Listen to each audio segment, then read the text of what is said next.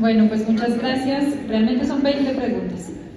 Y digamos que estoy tratando como de agrupar los temas en las preguntas que ustedes plantean.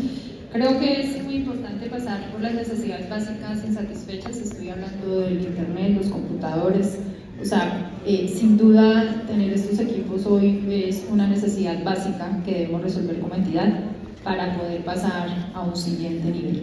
Ese es justamente el ejercicio pues, que estamos haciendo en la dirección. En este momento se está haciendo una revisión presupuestal con miras al 2026 para identificar cómo vamos a abordar este tema prioritario para la entidad, pero desde la Dirección de Formación, por supuesto, la reconocemos como una necesidad básica que hay que resolver.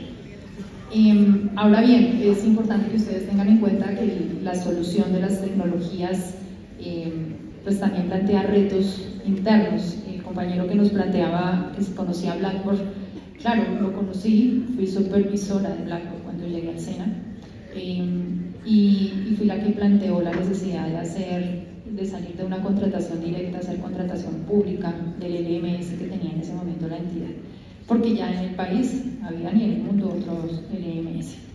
Y eso es parte, digamos, de la legislación, no es algo que la entidad pueda decir, no, yo ya puedo hacer un tema directo, no está bien.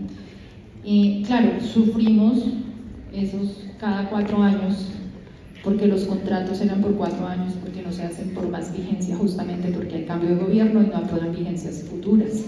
Entonces, como no aprueban vigencias futuras que superen 4 años de cada gobierno, pues nos tocaba hacer la licitación cada 4 años. Y nos veíamos en situaciones como, necesitamos que el LMS de la entidad pueda soportar 7 millones de personas, que son más o menos los usuarios del SENA. Entonces poníamos 7 millones de personas.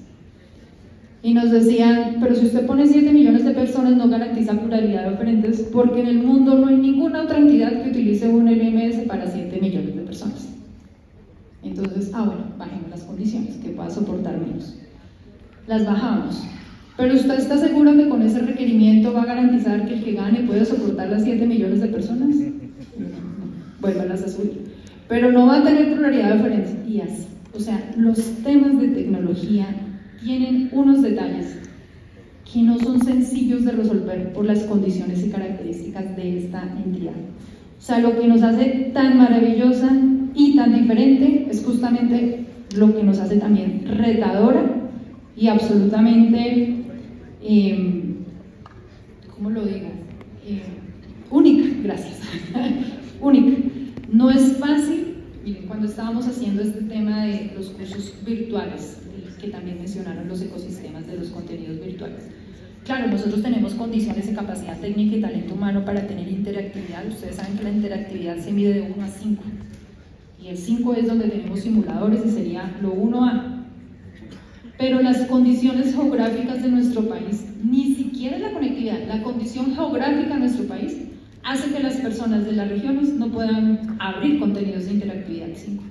Tenemos que quedarnos en el 3 para que todos podamos abrir los contenidos virtuales, ¿sí? Entonces, son ese tipo de situaciones los que hacen que analizar y tomar decisiones estandarizadas no siempre sea bueno para la entidad. Estas características, y cuando ustedes me dicen, ¿cree que el SENA debe abocarse a la tecnología? Pues es que el SENA debe responder a unos criterios claves de proteger el territorio. Yo creo que la presencia que tiene el SENA en el Estado, en nuestro país, en el territorio, es súper importante. Algunos de ustedes decían, claro, ordeñar la vaca no es simulado, eso hay que hacerlo en ambiente real. Sí, por supuesto, estamos de acuerdo. Hay programas de formación que no deben ser virtuales, eso también lo hemos discutido. ¿Cómo definir si un programa puede o no ser virtual? Depende de la competencia que se desarrolla. Son las competencias las que nos deben indicar si la competencia yo la puedo desarrollar en un ambiente digital o la puedo desarrollar en un ambiente presencial. Entonces, no todos los programas son virtuales, no vamos a virtualizar la entidad. Reconocemos que hay competencias que solo se desarrollan con la actividad presencial, con el contacto, con el desarrollo, digamos, manual, motriz, interacción directa, con la praxis directa. Entonces no vamos a virtualizar todos los programas de formación de la entidad. En cuanto al tema de los computadores, les decía, es un asunto que esperamos resolver y podamos suplir esas necesidades básicas.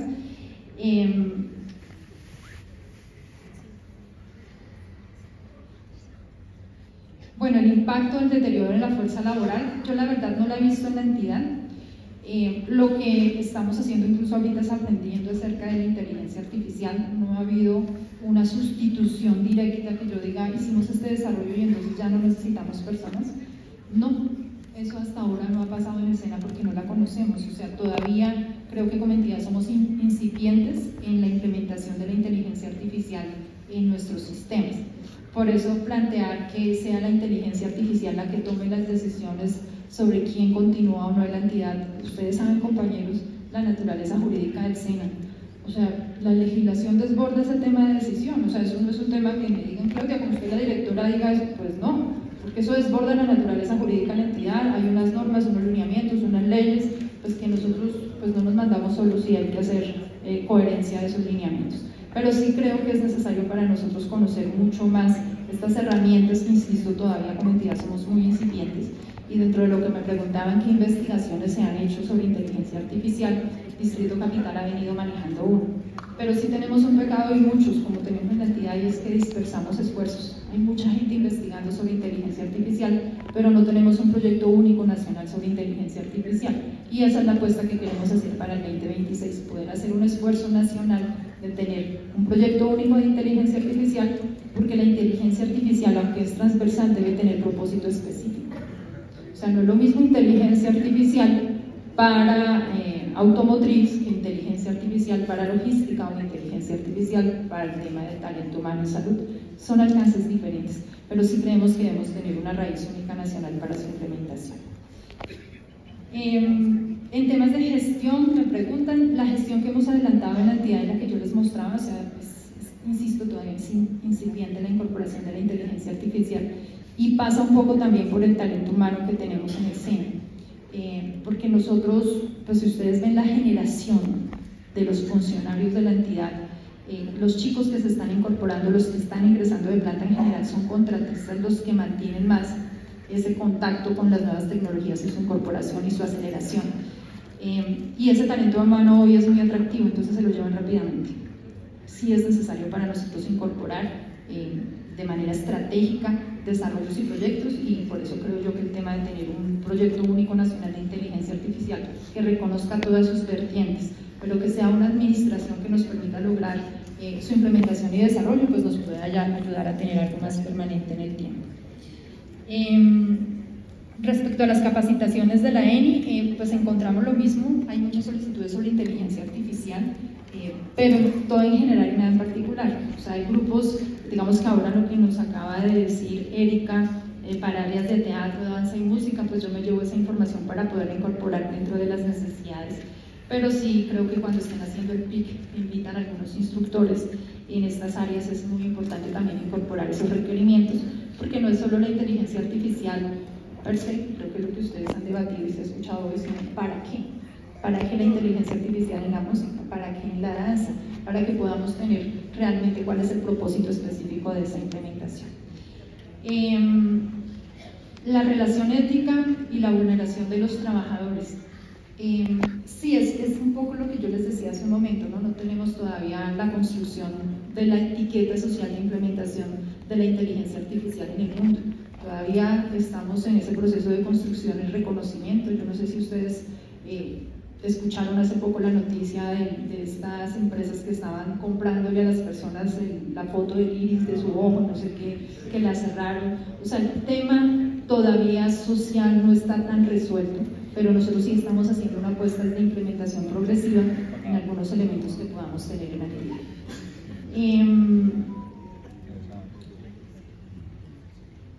Bueno, eso tiene que ver con la construcción de la ética. Yo creo que en el marco de la implementación de ese proyecto nacional de inteligencia artificial podríamos abordar también los elementos éticos de su implementación y desarrollo en la entidad y propondría que para el próximo año podamos hacer ese ejercicio de desarrollo. Bueno, sobre el tema, mencionaron sobre el tema de la educación superior, los tecnólogos y la apuesta que está haciendo la entidad sobre el proceso. En este ejercicio yo he venido asumiendo, y desde hace rato, compañeros, también les puedo decir, un ejercicio crítico respecto a las condiciones de calidad que nos pide el Ministerio de Educación para sustentar desde el SENA. En ese ejercicio estamos solicitando que se cumpla el concepto del Consejo de Estado en el que decía que el SENA tiene que presentar condiciones de calidad propias de la educación superior, pero tiene que hacerlo también de acuerdo a su naturaleza jurídica, y en esa línea estamos trabajando. En estos días tuvimos una reunión justamente con Aleida, el equipo de la organización sindical, con el ministro de Educación para revisar esas condiciones propias de la entidad y digamos, tenemos una ruta de trabajo en esa línea. Básicamente lo que creemos es que el SENA pues, no puede ser comparado ni equiparado a otra institución de educación superior porque tiene un alcance y una visión absolutamente diferente. No porque no nos interese ser medidos en calidad, es porque la forma como nos están midiendo no nos mide. Es decir, que saquen o que tengamos nosotros que documentar registro calificado de programas no es garantía de calidad. Eso ustedes y yo lo sabemos. Es garantía de que documentamos y le entregamos algo al ministerio.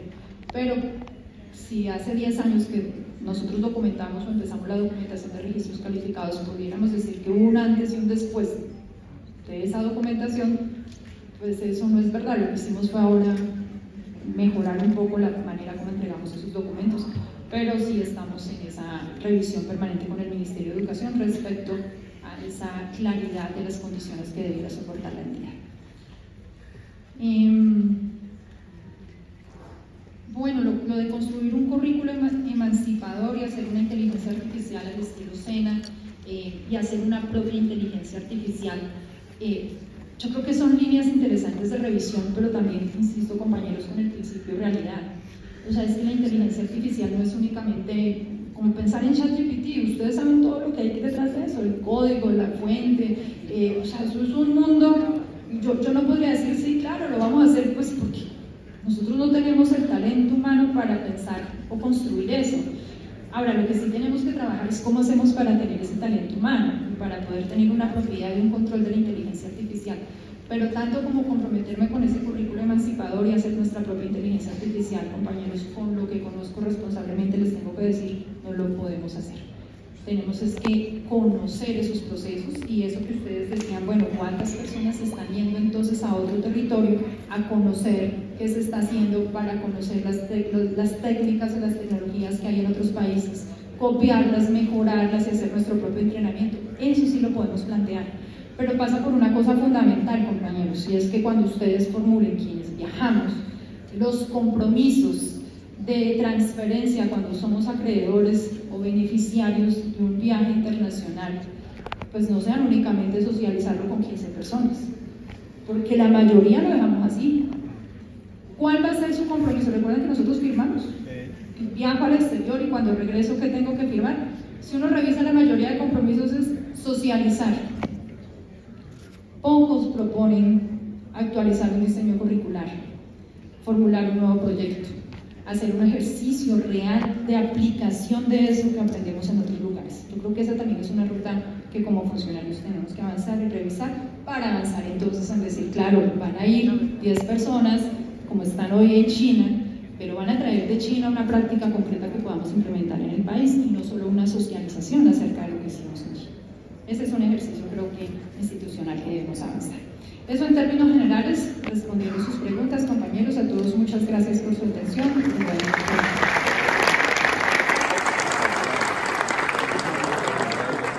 Bueno, agradecerle a la doctora Claudia su intervención, su paciencia y el tiempo que nos ha dedicado. Muchas gracias por estar aquí con nosotros. Vamos al receso del almuerzo, pero que por favor